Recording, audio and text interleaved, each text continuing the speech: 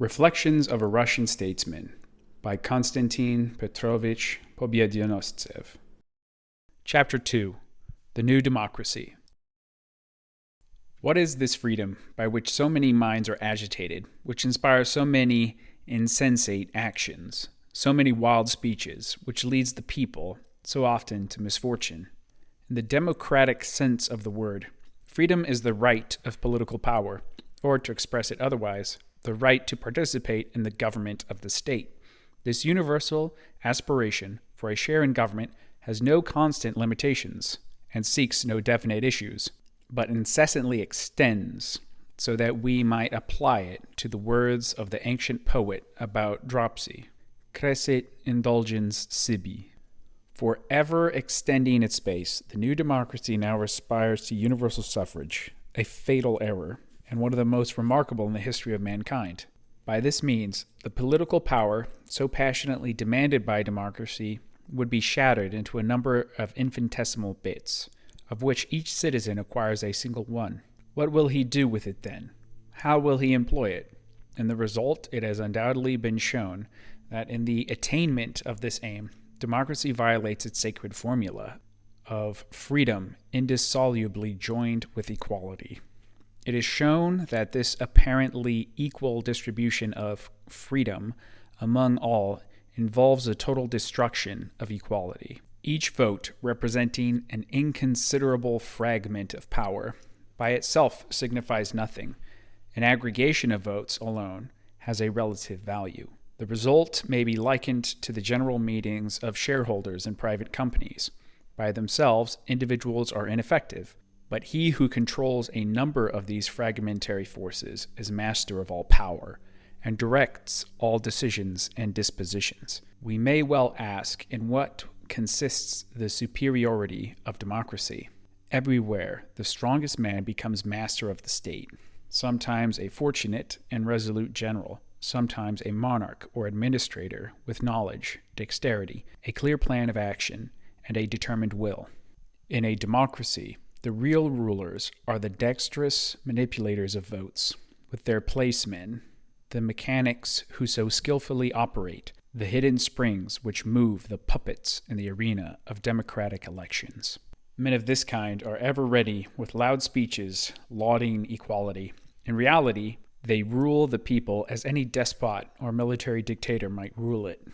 The extension of the right to participate in elections is regarded as progress and as the conquest of freedom by democratic theorists, who hold that the more numerous the participants in political rights, the greater is the profitability that all will employ this right in the interests of the public welfare and for the increase of the freedom of the people. Experience proves a very different thing. The history of mankind bears witness that the most necessary and fruitful reforms, the most durable measures, emanated from the supreme will of the statesman, or from a minority enlightened by lofty ideas and deep knowledge, and that, on the contrary, the extension of the representative principle is accompanied by an abasement of political ideas and the vulgarization of opinions in the mass of the electors. It shows also that this extension in great states was inspired by secret aims to the centralization of power and led directly to dictatorship. In France, universal suffrage was suppressed with the end of the Terror and was reestablished twice merely to affirm the autocracy of the two Napoleons.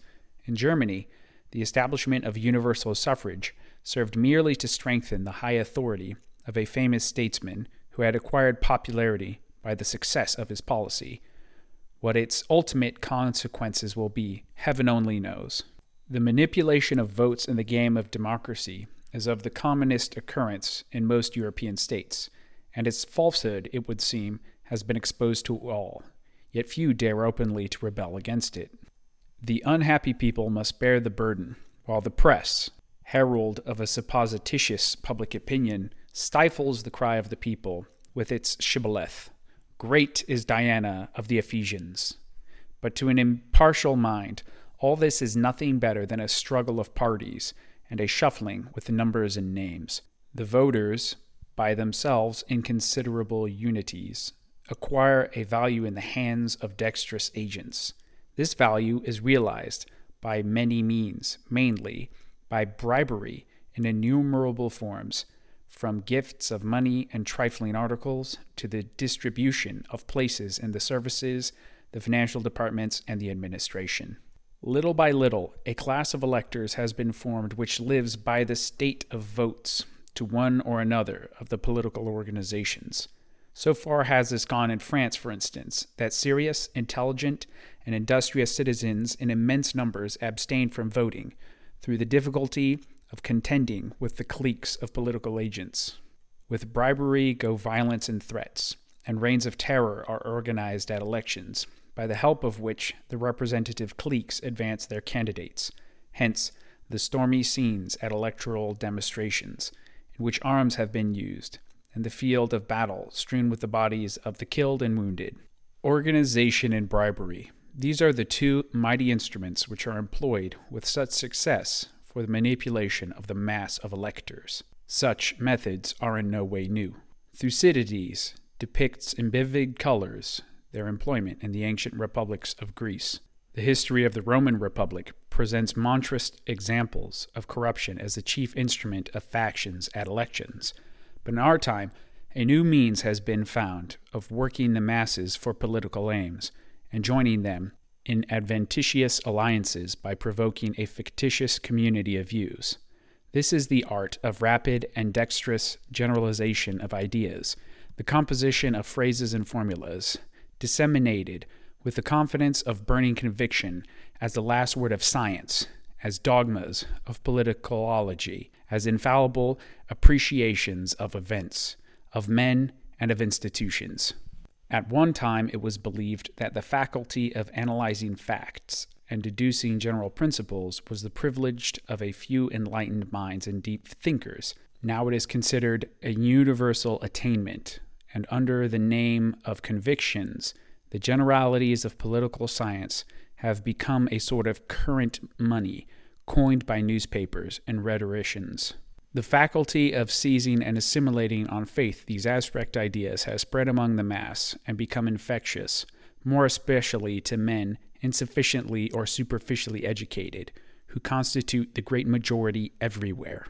This tendency of the people is exploited with success by politicians who seek power. The art of creating generalities serves for them as the most convenient instrument. All deduction proceeds by the path of abstraction. From a number of facts, the immaterial are eliminated, the essential elements collated, classified, and general formulas deduced. It is plain that the justice and value of these formulas depend upon how many of the premises are essential, and how many of those eliminated are irrelevant. The speed and ease with which abstract conclusions are arrived at are explained by the unceremonious methods observed in this process of a selection of relevant facts and in their treatment.